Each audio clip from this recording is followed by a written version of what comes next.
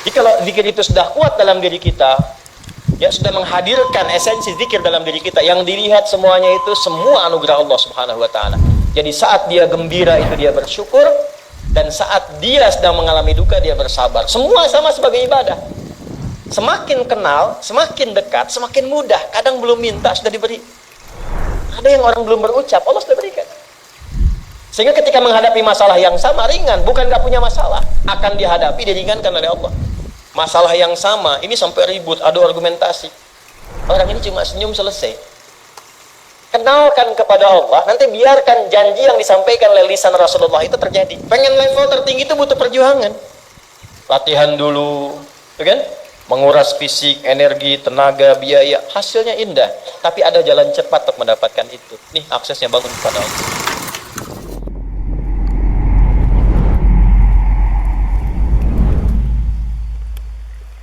Nih Pak, indahnya begini Pak. Maaf ya.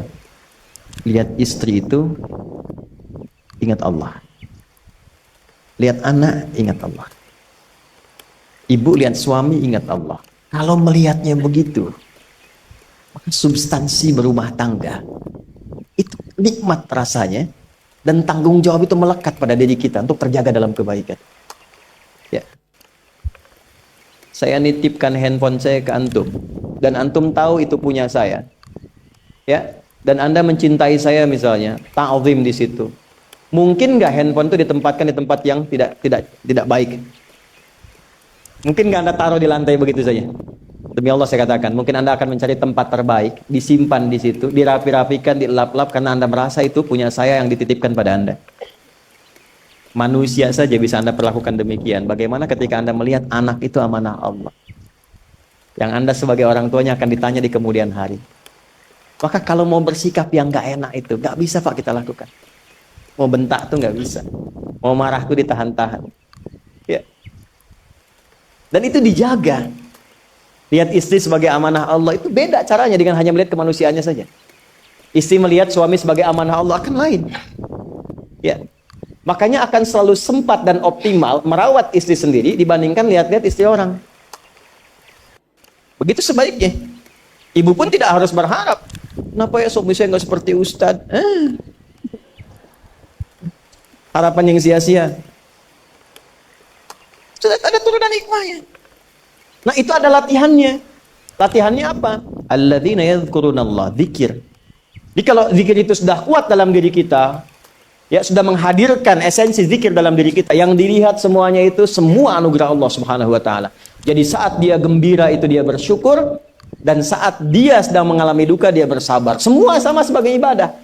Ajaban li amril mu'min. Kalau sudah seperti itu, kata Nabi, perkara hidupnya mengagumkan, gak ada keluhan. Itu latihannya zikir.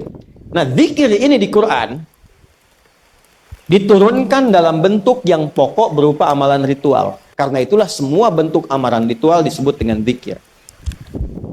Jadi kalau kita ingin hadirkan sifat tadi, maka cara pertama tingkatkan ibadah ritual. Salat. Apalagi? Al-Quran. Saya ambil dua dulu lah, supaya nggak banyak-banyak dulu. Yang pokok salat, yang kita lakukan tiap hari. Tinggal kuantitas dan kualitas kita tingkatkan. Maaf, lihat sini baik-baik. Salat, itu di Al-Quran disebut dengan zikir. Dalilnya Quran surah ke-20, ayat ke-14. Dan langsung disarikan dengan fungsi ibadah. Sebagai fungsi hidup kita. Sudah? Perhatikan baik-baik. Innani anallah. La ilaha illa ana. Fa'budni wa aqimis salata lidzikri. Itu dalilnya. Sayalah Allah, kata Allah. La ilaha illa ana, tidak ada Tuhan yang layak dipertuhankan dan layak disembah kecuali saya, Allah. Allah. Bagaimana kenal Allah sebagai Tuhan? Ya, yang layak disembah, yang harus dipertuhankan, kenalnya bagaimana? Mendekatnya bagaimana? Fa'budni, sembah saya supaya kamu kenal saya, dekat dengan saya, tahu saya. Bagaimana caranya? Wa aqimis shalah, tunaikan salat. Jadi kalau pengen dekat dengan Allah, terkoneksi kepada Allah, tersambung, punya sifat tawakal yang kuat, nih tingkatkan sholatnya, tambah. Makanya tiap hari kita sholat 5 waktu itu untuk membangun konektivitas dengan Allah. Sebab kalau sudah dekat, aksesnya pun terbuka semua. Itu maksudnya. Anda dekat dengan pimpinan, akses di perusahaannya kan mudah untuk diakses. Ya kan? Kita punya kenalan yang kuat, yang punya sesuatu, aksesnya mudah dibuka. Kita kenal Allah dan dekat dengan Allah, apa yang sulit bagi Allah. Dan ini kita yakin. Nah sekarang Allah kasih jalan. Coba lihat orang-orang dulu. Ya. Mereka ketika akan melatih dirinya untuk tersambung kepada Allah, sholat semua, termasuk para nabi, rasul. Tapi dahsyatnya, ketika ada apapun dalam kehidupannya, yang sulit Allah mudahkan. Minta langsung dikabulkan. Dan sangat luar biasanya, seringkali terjadi mintanya lewat sholat. Nabi Zakaria itu kan dihukumi istrinya oleh medis itu menopause dan mandul. Maaf, nggak mungkin punya keturunan. Kapan mintanya? Dalam sholat. Mohon sama Allah. Dan itu dikabulkan. Dan diabadikan di Quran dengan surah yang sama, Ali Imran ayat 38 sampai 39. Hunalika da'a Zakaria rabbah qala rabbi habli min ladunka dzurriyyatan thayyibah innaka sami'ud du'a. Ya Allah, mereka mengatakan aku nggak mungkin punya keturunan. Mereka mengatakan istriku punya keterbatasan. Maka aku memohon kepadamu yang tidak punya batas dalam pemberian. Engkau yang maha mendengar. Kalau kepada yang maha mendengar doa saya tidak dikabulkan, mohon tunjukkan kepadaku lewat sholat ini ya Allah, dengan cara apa lagi dan kepada siapa aku mesti memohon. Itu nggak nunggu lama, permohonan selesai turun jawaban ayat 39-nya. Fanadathul malaikatu wa huwa qa'imun yusalli fil mihrab. Turun malaikat mengabarkan engkau dapat kabar gembira akan punya anak, langsung namanya dikasih Allah Yahya. Annallaha yubasyiruka bi Yahya. Artinya hidup yang mustahil menurut manusia, lahir dari rahim seorang perempuan, maaf, yang divonis monopause dan mandul, bayi yang hidup, kata Allah nggak ada yang mustahil, lahir dan terjadi itu. Yahya, John, lahirlah. Kapan terjadinya? Saat sholat. Karena itu saat dipanggil sholat, itu isinya tuh kan doa semua. Silakan ngecek, isinya doa semua. Dari mulai takbir, sujud sampai salam, isinya doa semua. Dan itu konektivitas kita dengan Allah, minta. Kapan itu bisa terkabul dengan cepat doanya? Kapan selesai urusan kita? Kalau koneksinya bagus. Makanya disebutnya zikir, yang terhubung, yang nyambung. Semakin kenal, semakin dekat, semakin mudah. Kadang belum minta, sudah diberi. Ada yang orang belum berucap, Allah sudah berikan. Sehingga ketika menghadapi masalah yang sama, ringan. Bukan nggak punya masalah. Akan dihadapi, diringankan oleh Allah. Masalah yang sama, ini sampai ribut, adu argumentasi. Orang ini cuma senyum, selesai. Betapa banyak masalah kecil diargumentasikan jadi besar. Akhirnya problem. Tapi tidak sedikit masalah besar dihempaskan di atas sajadah. Ketika koneksinya dengan Allah itu kuat, tiba-tiba hilang seketika. Selesai. Makanya Nabi Yakub kalau punya masalah, yang beliau lakukan apa? Dia bentangkan sajadahnya, dia sholat, dia mohon kepada Allah. Itu dilestarikan di Quran surah ke-12 Yusuf ayat ke-86. Aku tuh kalau sedang punya masalah apapun, yang aku bangun konektivitas dengan Allah. Innama ashku bathi wa huzni ila Allah. Saya curhatnya cuma sama Allah. Ini Pak, ini bagian pertama. Jadi kalau ingin semakin kuat, sampai ada masalah diringankan, mau kerja dibukakan pintunya, itu ada jenisnya. Yang pokok ada 5 waktu, 17 rakaat. Yang detil itu ada pada sunnahnya. Dan itu hebatnya dalam Islam. Dijelaskan caranya, disebutkan tujuannya, dan diterangkan hikmahnya. Contoh. Kita sekarang jam berapa? Jam 9.20. Di waktu saat ini ada waktu sholat disebut dengan sholat duha. Duha itu dibagi 3. Ada awal duha, penguat zikir, pengganti seluruh bagian zikir di tubuh kita, yang disebut dengan syuruk. Itu kurang lebih jaraknya 1 jam setelah subuh. Jadi kalau tadi 4.45, ya 5.45 menjelang jam 6 itu masuk syuruk. Setelah itu masuk ke jam 8 sampai ke kurang jam 10 itu pertengahan duha. Pertengahan duha. Apa fungsinya? Di antaranya mempermudah rizki. Di antaranya. Bilangannya berapa? 2 sampai 4 rakaat bisa dikerjakan. Ya, dan harapannya apa? Bukan pada rizkinya. Ya, jadi jangan sampai motifnya cuma sekedar keduniawi, kurang tepat. Kenalkan kepada Allah, nanti biarkan janji yang disampaikan oleh lisan Rasulullah itu terjadi. Jangan pada rizkinya, ini terbatas, cuman sampai situ. Tapi kalau kita minta sama Allah, dikasih jalannya tuh dari sisi yang tidak kita duga. Anda berhitung, Allah kasih hitungan. Anda tak berhitung, Allah kasih apa yang tidak pernah Anda hitung sebelumnya. Itu poinnya. Maka lakukan sholat dekati, itu yang disebut sholat duha. 2 rakaat, tambah lagi 2, untuk kenal Allah. Kalau sudah merasakan dekat, sudah nyaman, sudah enak, muncullah kemudian kesan dalam hati. Terserah Allah mau kasih berapa. Yang penting sudah enak, sudah damai. Di titik itulah kemudian Allah limpahkan dari apa yang nggak pernah kita duga sebelumnya. Tiba-tiba keluar, kok ada telepon, dapat proyek, dapat macam-macam. Tapi tujuan sholatnya bukan untuk proyeknya. Buat kenal Allah, ulul albab ini. Kalau cuma pengen lancar, baru serabutnya. Kalau cuma pengen lulus proyek, itu baru daging luarnya. Ulul albab itu kenal Allahnya, sehingga dia tahu akses intinya tuh itu. Itu poinnya. Dan gak mahal. Emang kalau sholat duha di Anur bayar, Pak? Pakai biaya. Baiknya luar biasa. Sudah? Satu. Kalau mau lagi misalnya, ini yang paling dahsyat nih. Dibimbing kita sampai ke posisi terbaik di apapun itu. Jadi ayah terbaik, ibu terbaik. Ya, jadi karyawan strategis, di militer terbaik. Terbaik tuh gini, di tempat terbaik yang memuliakan tuh makom namanya. Makanya kuburan sering disebut makam kan? Ya kan? Maksudnya apa? Maksudnya Anda selama hidup berkaryalah yang baik, ibadah yang benar, sehingga Anda wafat pun terhormat. Ya, kata makom itu pertama kali di Al-Baqarah ayat 125, makom Ibrahim. Ya. Ketika Allah sampaikan dalam Al-Qur'an, didapatkan di situ makom Ibrahim, wa idz ja'alna al-baita matsabatan lin-nasi wa amna wattakhidhu min maqami Ibrahim. Makanya kalau kita tawaf, itu dari mulai Hajar Aswad kan sampingnya dekat sekitar 5 meter ada makom Ibrahim kan? Itu tapak kaki pertama beliau meninggikan pondasi Ka'bah, dan di situ diabadikan kemuliaannya sampai beliau wafat. Dikenal sampai sekarang. Ya, setelah sekian abad. Jadi kalau kita ingin terhormat dan masih dikenang sampai kapanpun, itu makom namanya. Tapi ada cara yang lebih hebat. Anda di posisi itu, lawan pun mengakui memang Anda yang pantas ada di situ. Itu namanya makom mahmuda. Makom mahmuda. Siapa yang bikin urutan 100 tokoh paling berpengaruh di dunia? Siapa? Saya tanya, yang nulis siapa namanya? 100.000? 200.000? Dia mencari langsung di Google tuh. Lambat mas, waktu habis. Michael Chart. Dia yang nulis, maaf ya. Urutan pertamanya siapa?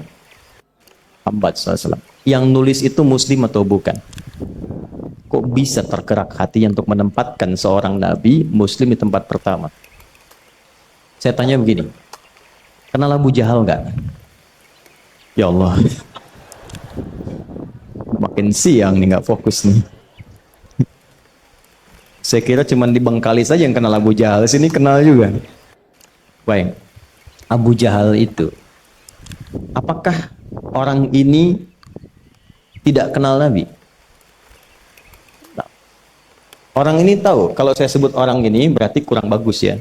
Kalau saya sebut beliau berarti baik ya. Abu Bakar saya sebut beliau, Abu Jahal orang ini. Maksudnya Abu Jahal. Apakah orang ini tidak tahu kalau Nabi itu mulia? Nabi unggul. Nabi hebat kan? Jadi mengakui sebetulnya Nabi unggul. Dan gulat dengan Nabi itu dalam olahraga kalah. Dia tahu Nabi itu kuat. Ya. Di dalam cinta juga tahu Nabi paling unggul. Abu Jahal melamar Sayyidah Khadijah ditolak, Nabi nggak lamar, Sayyidah Khadijah minta dilamarin.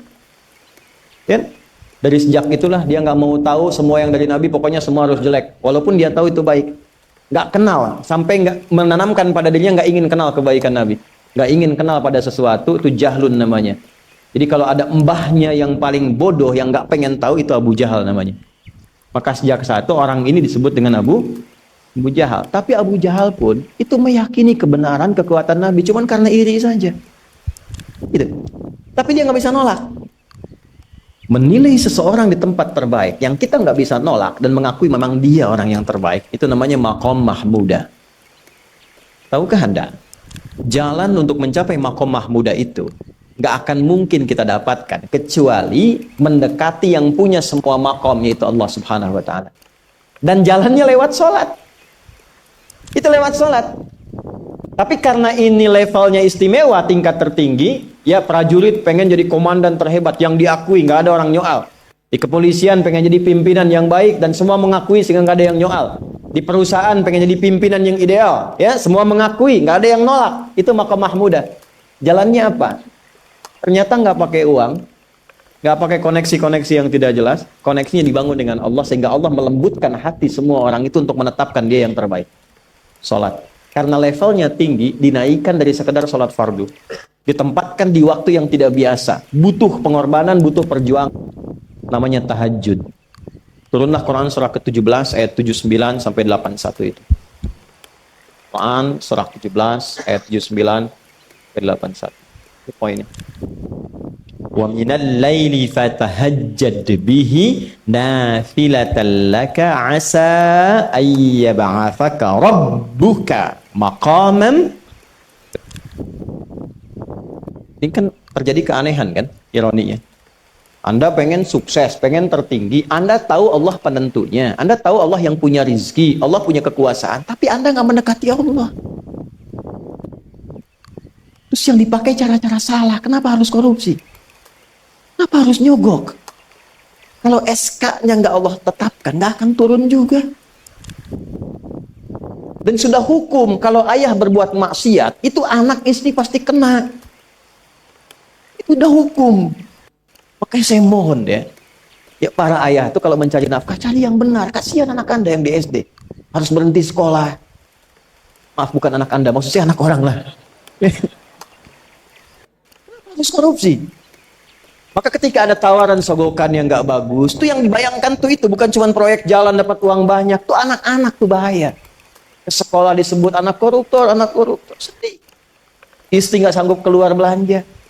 Pikirkan, itu sudah hukum. Sudah hukum. Anak juga begitu. Kalau mau berperilaku, ingat orang tua. Sebab ketika tidak baik, orang tua pasti kena. Anak di sekolah berantem, yang dipanggil siapa? Banyak. Itu selalu terikat. Di rumah tangga itu selalu begitu. Karena nafas itu terikat. Semua saling mengikat. Babnya itu jelas. Nah, balik ke sini. Kalau ingin tingkat yang tertinggi, dekati pemiliknya Allah. Ini. Makanya tuh harus punya itu. Itu ringan kalau sudah punya itu tuh Allah. Saya punya Allah. Kita mau apa? Takut hidup. Tapi ditodong pakai pedang. Siapa yang menyelamatkan Muhammad sekarang? Ringan Nabi jawab, Allah. Jatuh pedang. Dibalik, kamu siapa yang menyelamatkan kamu? Bingung. Dan punya Allah itu luar biasa. Ini yang harus tanamkan pada jiwa. Punya Allah sebagai Tuhan. Kalau sudah dekat, kenal, baik dengan itu, akses mudah semua. Dan yang paling indah itu apa? Menerima apa yang Allah tetapkan. Hari ini nggak dapat, alhamdulillah. Saya masih dikasih jalan. Alhamdulillah, besok belum dapat. Ada akumulasi, paham? Paham. Nah itu nggak mungkin bisa dapat rasa itu. Salah satunya, ikhtiarnya apa? Nih tahajud. Dan hebatnya kenapa sholatnya disebut tahajud? Tidak disebut sholat hajat. Ada hajat, ada tahajud, beda. Hajatun, hajada, hajadun, ada tahajjada ya tahajjud, tahajud. Beda. Tahajud, di situ aja. Ini sengaja nggak saya hapus nih. Mana staf saya? Oh, foto nih ya. Saya hafal insyaallah. Tahajud. Asalnya dari kata hajada, gini, ha, jim, dal. Ditambah ta di depannya, lalu ada tasydid sebelum akhirnya. Nih. Ini akarnya 3 huruf, ha, jim, dal. Hajada itu asalnya bangun dari tidur malam. Tidur dulu, lalu bangun setelah itu. Itu hajada. Pelan-pelan. Paham sampai sini? Kita teruskan. Kalau kita ingin berusaha untuk bangun, mengoptimalkan diri untuk bangun, maka tambahkan tak di depannya. berusaha untuk mendapatkan atau mencapai sesuatu. Kalau yang kita akan lakukan itu tidak mudah, nggak gampang bangunnya, sehingga butuh rencana, butuh persiapan, ya kan? Maka tambahkan tasydid sebelum huruf akhirnya. Dari kata syiddah, apa yang mau dikerjakan ini nggak mudah. Memang pengen bangun itu jam 3. Tapi kan nggak tiba-tiba ujuk-ujuk bangun jam 3, belum tentu. Ya kan? Kita harus rencanakan dulu supaya bisa bangun, saat bangun tuh siap, bukan cuman bangun. Bangun jam 3, salatnya 4:30, ya kan jauh. Maka untuk bangun jam 3 itu butuh persiapan, nih syiddah. Maka rencanakan, pasang alarm 3 kali. Misal yang ikhtiarnya jam 2, jam 2.15, jam 2.30. Alarm jam 2 untuk mematikan alarm yang kedua. Gitu kan? Yakin saya, Anda kalau pasang alarm malam tuh nggak satu, yakin? Bangun, ceklek. Minimal ingat akan ada alarm berikutnya kan? Allah itu sudah tahu modus-modus kita itu. Karena alim maha mengetahui. Detailnya kan kita lakukan, kan Allah sudah tahu. Alarm yang kedua, membangun kesadaran paripurna. Peringatan kedua. Kalau pengen bangun, bangun. Enggak, tertidur. Maka ketika sampai pada alarm ketiga, sudah sadar kita. Oh. Papa, Bu, alhamdulillah. Lebih baik telat daripada enggak sama sekali. Bangun. Ini. Kalau kita tarik ke implementasi hidup, pengen level tertinggi itu butuh perjuangan. Latihan dulu, kan? Menguras fisik, energi, tenaga, biaya, hasilnya indah. Tapi ada jalan cepat untuk mendapatkan itu. Nih aksesnya, bangun kepada Allah. Gitu. Kalau kita tingkatkan ini, itu luar biasa. Jadi itu. Jadi. Nah, kalau ini terus ditingkatkan, nanti membangun value yang terasa. Ada nilai-nilai yang terasakan, kita merasa lebih dekat dengan Allah. Yang biasanya tadi dipanggil azan baru ingat sekarang, baru selesai subuh udah ingat isya. Nanti isya bagaimana, gitu kan, urutkan. Tapi tetap zuhur juga, zuhur, asar, maghrib, isya. Waktunya kenal, jam berapa. Bahkan dipetakan, saya nanti akan ke sini, masjid yang terdekat di situ. Jadi lihat peta itu, ya lihat peta jalan, saya nggak sebut nama supaya nggak endorse. Itu lihat peta jalan. Itu dia petakan, saya akan sampai di situ jam berapa, durasinya berapa, masjidnya di mana. Kalau tertinggal di situ, di sini saya sholat Jumatnya. Sampai ke situ. Nah, value yang membuat kita semakin meningkat dekat dengan Allah, itu takwa namanya. Takwa. Disebutkan sebanyak 240 kali dalam Al-Quran. Nah, intinya itu ini. Jiwa takwanya. Kalau ini sudah ada, Allahu Akbar. Silahkan Anda keluarkan semua kata-kata takwa di Quran. Tidak ada kecuali yang indah semuanya. Quran surah 65. 65 itu babnya bab tolak. Surahnya At-Tolak. Tolak itu persoalan terbesar di rumah tangga. Nggak akan bisa terjadi yang demikian itu kalau ada takwa di dalamnya. Kalaupun mesti terjadi, itu spirit takwa mengarahkan pada yang terbaik. Makanya di ayat kedua di ujungnya, sampai ke ayat 3, apa yang terjadi? Di rumah tangga itu kan cuma 2 babnya. Satu masalah dari komunikasi, yang kedua materi. Perhatikan. Wa may yattaqillaha yaj'al lahu makhraja wa yarzuqhu min haitsu la. Siapapun yang mampu meningkatkan takwanya kepada Allah. Pakai man tuh, setiap personnya. Suami, istri, ayah, ibu, anak, satu keluarga mencoba meningkatkan takwa. Dia tahajud, bangun semua ingatkan. Bangun semua tahajud, salat duha, yuk ingatkan dimanapun. Alhamdulillah. Apa yang terjadi ketika dilakukan? Apa jawab Allah? Yaj'al lahu makhraja. Enggak pakai alif lam, makhraja. Masalah apapun yang engkau alami. Suami berangkat ada masalah. Ada masalah umum yang semua orang mengalami itu. Tapi yang ini enggak. Kena macet, ada macet, dia mau berangkat, tiba-tiba diarahkan, jangan lewat situ Pak, macet, Bapak kesini aja. Ya. Pak, ikut kami saja Pak. Tiba-tiba patwal datang, ayo ikut. Ya, bisa terjadi. Wa yarzuqhu min haitsu la yahtasib. Bahkan rezekinya pun itu datang dari sisi yang nggak diduga. Nggak nyangka ya. Emang nggak sangka datangnya. Ya, habis sholat tiba-tiba telepon masuk, belum selesai proyek ini ada permintaan itu. Beda istidraj dengan takwa itu lain. Kalau istidraj itu bertambah tapi lupa Allah. Hati-hati. Proyek nambah, sholat lupa. Hati-hati. Hati-hati ya. Pekerjaan menambah, omset nambah, tapi nggak pernah bisa ngaji. Nggak pernah mampu sholat. Hati-hati itu. Dan paling bahaya kalau itu nambah terus sehingga membuat lupa semua ibadah. Itu istidraj namanya. Istidraj. Ancamannya akhirat tuh, hati-hati. Segera ingat, segera ingat. Tapi kalau semakin nambah, semakin ingat Allah, itu anugerah. Karena Allah telah menilai hamba ini paham menjalani kehidupan, sehingga dia ngerti. Makanya Utsman, Abdurrahman bin Auf, setelah masuk Islam, hartanya makin nambah. Karena kenapa? Karena telah dinilai layak mengelola harta, paham cara mengelolanya. Dapat segini, alokasikan ke sini. Dapat segini, alokasikan ke sini. Pak, di mana logikanya? Ada 600 truk hasil usaha.